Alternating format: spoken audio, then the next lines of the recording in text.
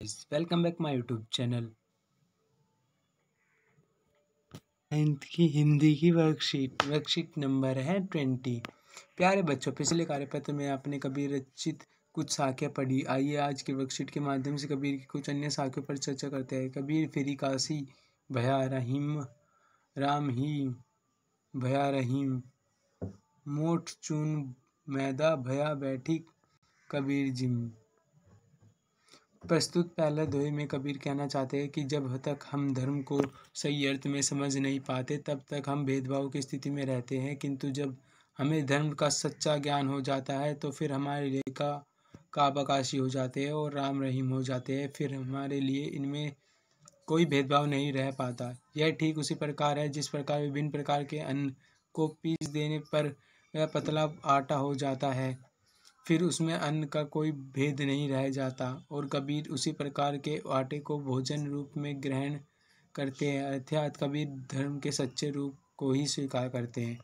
ऊंचे कुल का जन्मिया जे करनी ऊंच न हुई, सुब्रन कलश सुरा भरा साधु निंदा सोई। दूसरे दोहे में कबीर कहना चाहते हैं कि ऊंचे वंश या परिवार में जन्म लेने से कुछ नहीं होता यदि हमारा कर्म श्रेष्ठ न हो। जिस प्रकार यदि सोने के कलश में शराब भरी हो तब भी जो सज्जन पुरुष है उसकी निंदा ही करेगा, अर्थात उसका तिरस्कार ही करेगा।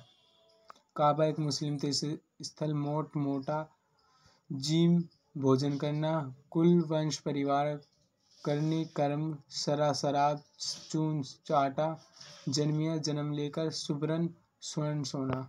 आशा है आप इन साखियों के भावार्थ को समझ लिया होगा। आइए इन साखियों पर आधारित कुछ प्रश्नों के उत्तर दीजिए।